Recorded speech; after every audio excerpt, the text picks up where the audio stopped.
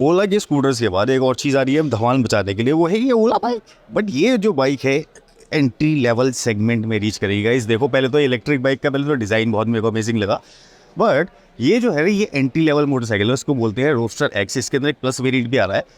उसमें क्या कह रही है ये कंपनी कि इन्होंने ये जो सिस्टम बनाया है, जैसे कि ये भारत सेल जो बैटरी सिस्टम है वो यहाँ लगा है, मोटर सिस्टम यहाँ पे लगा है। अगर पीछे से इसको देख लो तो ये चेन ड्राइव सिस्टम है। इसको बोला जा रहा है कि आईडीसी रेंज इसकी 501 किलोमीटर्स की रेंज है। बट वो आईडीसी रेंज है जो कंपनी ने टेस्ट किया है अपने सिनेरियोज के साथ में। अभी जब हम इसको टेस्ट करेंगे तब पता चलेगा, बट इसको एक्सप्लोर कर लें एक बार आगे से। देखो जरा यहाँ पे आ जाओ, तो ये रिफ्लेक्टर एलईडी हेडलैम्प है जिसके अंदर डस्ट है, अंदर डस्ट दिख गई मुझे। यहाँ पे ये इस टाइप का डीआरएल, बट इस तरफ देखोगे तो जैसे हम देखते हैं कि स्प्लेंडर वगैरह जो सेगमेंट है, पैशन वगैरह सेगमेंट है, उसमें ये 90 mm का व्हील कुछ इस टाइप का इसका एलॉय, और जो सेम डिस्क पैटर्न यूज़ करते हैं सेम वैसे ही है। एलॉय का भी डिज़ाइन ऑलमोस्ट वैसे ही है। यहाँ पे टेलीस्कोपिक सस्पेंशन जो है वो लाइटर सस्पेंशन है। ऊपर से एक बार ये फ्रेम दिखा था, ये वाला ये जो सीन है मुझे सबसे बढ़िया ऐसे लगा, क्योंकि ये प्रीमियम सेगमेंट, ये ऐसी इलेक्ट्रिक बाइक बनने वाली है जो कम पैसों में आएगी। बेसिकली ये क्या है, इसकी इंट्रोडक्टरी प्राइस 75,000 समथिंग से लेके फिर 1.5 लाख रुपये तक जा रहे हैं। बट 75,000 में भी कुछ ऐसे मिलेगा 5,000 मेरे, ये कुछ इसका इग्निशन है समथिंग ऐसे करके। ये 4 इंच का समथिंग है, ठीक है। एलसीडी स्क्रीन है, ब्राइट लग रही है, भी सारी इन्फॉर्मेशन यहाँ पे दिख रही है।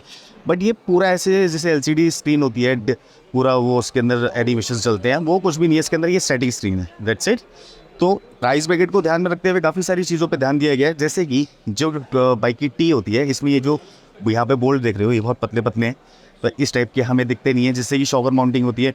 अभी कितनी रिलायबल होगी कितनी नहीं वो बात अलग है। बट टर्न इंडिकेटर ये वाले ये वैसे ही हैं जैसे, सीरियसली बताऊँ टू बी वेरी ऑनेस्ट, ये करोड़ लोग में मिल जाते हैं, ठीक है।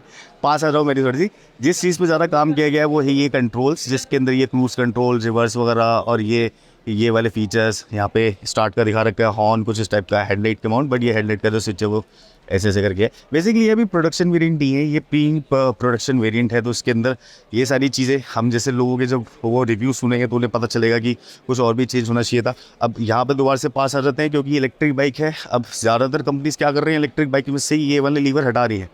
बट अगर आपको वो मार्केट कैप्चर करनी है जहाँ पे कि ऑलरेडी इस सेगमेंट की बाइक्स चल रही हैं, तो ये लीवर हटाना नहीं है। अब इस लीवर का यूज़ कैसे हो सकता है, वो ऐसे ही हो सकता है। देखो यहाँ अब इन्होंने क्या किया है कि ब्रेक में से ना यहाँ से वायर हटा दी है। हम अभी तक सुनते थे कि ड्राइव वायर ये थ्रॉटल होता है, उसमें सेंसर सिस्टम होते हैं, थ्रॉटल के अंदर वायर है, बट इसके अंदर सेंसर काम करेगा ब्रेक से रिलेटेड। अब वो क्यों काम करेगा, एक कॉस्ट कटिंग है और वेट मैनेजमेंट है। अब इसका सिस्टम बनाने के लिए, रीजन बनाने के लिए ना, जब ब्रेक लगाते थे तो सेंसर सिस्टम होता था ये यहाँ पे अंदर की तरफ, तो ब्रेक और आउटर वाला जो कॉस्ट होता था, जो वेट होता था, उसको रिड्यूस करने से एक तो कॉस्ट इफेक्टिव भी हो गया और वेट रिडक्शन भी हो गया। अब दोबारा से मेरे पास आओ यहाँ पे, अगर यहाँ पे देखना तो इस तरफ जैसे मैं हेडलाइट वगैरह ऑन करूँ, इसके नीचे करूँ ये टर्न इंडिकेटर, तो कुछ इस टाइप का स्टैटिक है सारा, साइड स्टैंड में यहाँ पे आ रहा है। यहाँ पे अभी तक हमें कोई मोर्स लगे नहीं। इसको अगर हम इसको ऐसे करके चेंज करता हूँ मैं अभी, क्योंकि प्री प्रोडक्शन है तो ठीक है, समझ में आती है चीज़ें।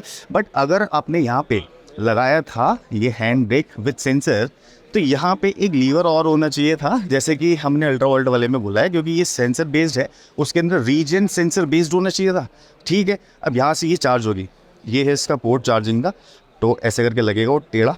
और वही है जैसे कंपनी बोलती है कि 4 to 5 आवर्स के अंदर, मैं बोल रहा हूँ कि 7 to 8 आवर्स के अंदर होगी ये।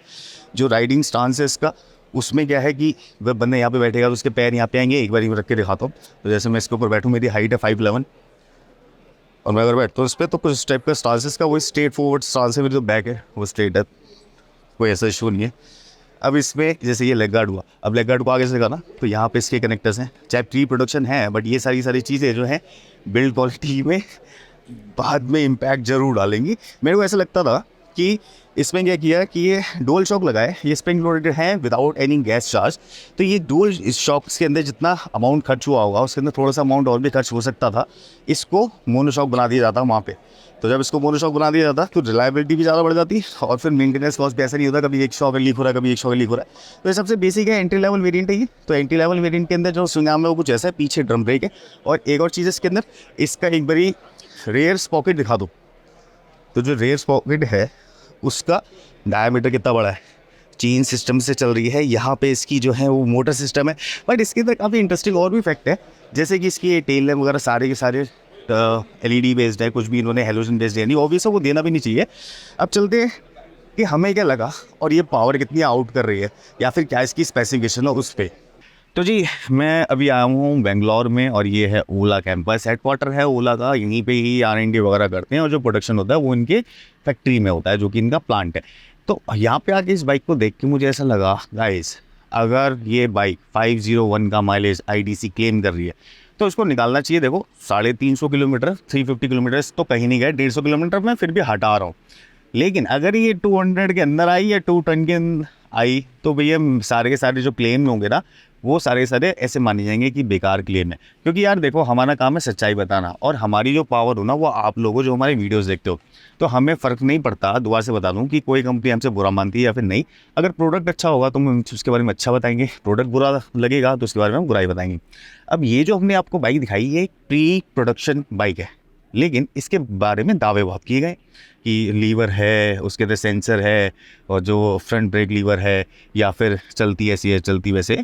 बट जैसे ही मैंने आपको प्रीवियस वीडियो में दिखाया कि भाई जब मैं लीवर देख रहा था तो उसके नीचे वो वायर वाला भी था जिसके अंदर आउटर वायर लगता है। तो अभी तक इस वाले वेरिएंट के अंदर ये जो सेंसर सिस्टम है गाइस ये फिट नहीं हुआ है, बट ये थोड़ी जल्दी कर दी ओला ने, क्योंकि ओला ने ये बाइक ना कंप्लीट करके दिखानी चाहिए थी बाहर। जो फिट एंड फिनिश थी ना उसके अंदर वो ऐसा लग रहा था कि ये सही नहीं है। मतलब अभी ये ओला जैसे ब्रांड जो नाम इतना ऊंचा चढ़ा हुआ है उस ब्रांड के हिसाब से अगर ओला की टीम भी मेरा ये वीडियो देख रही है तो आप खुद सोचो, अगर फुल्ली प्रोडक्शन वेरिएंट आप रखते सामने मीडिया के सामने हर किसी के सामने तो देखने में वीडियोस बनाने में उसके ऊपर और उसके बारे में बात करने में कितना ज़्यादा अच्छा लगता है। अभी ये जो वेरिएंट हमने देखा ना ये प्रोडक्शन वेरिएंट तो है नहीं, आई एम 100% श्योर, क्योंकि इसके अंदर बहुत सारी कमियां हैं। छोटे छोटे नट बोल्ट लगा रखे हैं, जैसे शॉकर माउंटिंग होती है उस पर वो छोटे वाले नट बोल्ट वो पता है किस पे चलते थे, वो स्प्लेंडर में बहुत पहले के ज़माने में आते थे, तो स्प्लेंडर ने भी चेंज कर दिया। तो वो जो मेरे को लगा फिट एंड फिनिशिंग वो थोड़े आउटडेटेड वाली है। अब प्रोडक्शन वेरिएंट के अंदर बाइक यही लेके आएंगे तो फिर प्रॉब्लम वाली बात है, लेकिन अगर बाइक को इन्होंने इंप्रूव कर दिया तो मज़ा आ जाएगा। अब देखो मेरे पास जो डिटेल है उसके हिसाब से ना ये लोग 5 मॉडल लॉन्च करेंगे इस मोटरसाइकिल के। अभी जो इन्होंने दिखाया है मेरे ख्याल से ये बेसिक वाला भी नहीं है, क्योंकि इसके अंदर इतनी सारी कमियां हैं, इतने सारे नेगेटिव पॉइंट्स है ना कि अगर रोड पे जाओगे तो उसको आप देख के ना मना कर दोगे बिल्कुल भी। तो क्या है जी, रोस्टर एक्स और रोस्टर एक्स प्लस इसके अंदर 2 वेरिएंट कैटेगरी आएगी। एक है कम्यूट कैटेगरी बोल सकते हो आप, एक है इसकी परफॉर्मेंस कैटेगरी आप बोल सकते हो। तो जो रोस्टर एक्स वाला वेरिएंट है उसके अंदर 3 टाइप के बैटरी सिस्टम आ रहे हैं, 2.5 किलोवाट, 3.5 किलोवाट, 4.5 किलोवाट। अब ठीक है, अब इसी के हिसाब से पैसे हैं जो मैंने बताया आपको कि 75,000, तो ये वो है इंट्रोडक्टरी प्राइस, बट ये 90,000 का मिलेगा आपको, 89,900। तो 80,000 का मिलेगा, उसके ऊपर टैक्स टूक्स लगा लो और ये सारी चीज़ लगा लो। अब इनका दूसरा जो मॉडल है वो है रोस्टर एक्स प्लस और उसकी स्टार्टिंग ही होगी 1,20,000 रुपये से, जो कि जाएगा 1,70,000 रुपये में। अब इस टाइप का मॉडल, इस टाइप के पतले पतले से टायर, इस टाइप के ये शॉकर्स लेके मैं 1,70,000 रुपये इस पे इन्वेस्ट तो नहीं करने वाला, आप भी नहीं करोगे। तो मुझे ऐसा लगता है कि इसमें अगर बनाया था सिर्फ बैटरी पैक से नहीं करना चाहिए था। देखो ये ओला की साइड पे खुद लिखा हुआ, हम नहीं बोल रहे। देखो ये है रोस्टर एक्स, ये जो है 2.5 3.5 ये सिर्फ बैटरी पैक का खेल है। ये है रोस्टर एक्स प्लस, इसके अंदर 4.5 और 9.1 किलोवाट आवर की बैटरी है। तो सिर्फ बैटरी चेंज करके आप 1,70,000 रुपये की बाइक दे दोगे और जिसकी IDC रेंज है, ये प्रैक्टिकल रेंज नहीं है जिसको ये कंपनी बोल रही है 501। अब जब ये प्रैक्टिकल बाइक जैसे हमारे जैसे लोग, अब बाइक हमें मिली और हम इसको चला के देखें तब हमें पता चलेगा कि इसकी एक्चुअल रेंज क्या है। क्योंकि IDC रेंज पता है कैसी होती है, खड़ी बाइक है, एक सिनेरियो बना रखा है, उसमें व्हील घुमा रखा है, RPM कितना देना है उसको, मोटर को कितना देना है जिससे कि वो कैलिब्रेट भी होती रहे, वो कूल भी होती रहे, उसके अंदर एक्स्ट्रा हीट की प्रॉब्लम ना हो। ये सारी जो सिनेरियोस होते हैं ना वो वहाँ पे सिचुएशन ऐसी क्रिएट की जाती है कि व्हील ज़्यादा से ज़्यादा घूमता है। अब जब खाली बाइक के अंदर व्हील इतना घूमेगा, खाली बाइक के अंदर व्हील घूम रहा है और उससे तुम लेज़र, पहले तो पता है पहले के ज़माने में क्या होता था, नीचे इतना बड़ा एक रोलर होता था, उस रोलर के अंदर वेट होता था रोड का, उससे ऐसा कैलिब्रेट किया जाता था कि बाइक का वेट और राइडर का वेट उस रोलर के अंदर होता था, इतना दबाया जाता था। आज के डेट में पता है क्या होता है, लेज़र मार्कर होते हैं, लेज़र मार्कर, व्हील यहाँ चल रहा है और लेज़र मार्किंग से ना मेरी स्पीड यहाँ पे आ रही है, वो RPM काउंट करता है, उसके हिसाब से स्पीड को कैलकुलेट करके दिखाया जाता है। तो आजकल ऐसी जब टेक्नोलॉजीज़ हैं, आजकल क्या सदियों पहले से हैं, बट अब अगर ये ऐसी टेक्नोलॉजी से इन सब चीज़ों को वेरीफाई कर रहा है तो 501 किलोमीटर मेरे को नहीं लगता कि अभी ये भारत सेल हमारे इस बैटरी पैक के साथ में दे सकते हैं। 101% लिखवा लेना, आज ही कमेंट कर दो कि ये जब बाइक जब ये लॉन्च होगी तो इतनी माइलेज ये नहीं देगी। Top of the line variant जो है ना इसका, जो आपको 1,80,85,000 रुपये का मिलेगा, वो आपको 350 किलोमीटर के आसपास की ही माइलेज निकाल के देगा।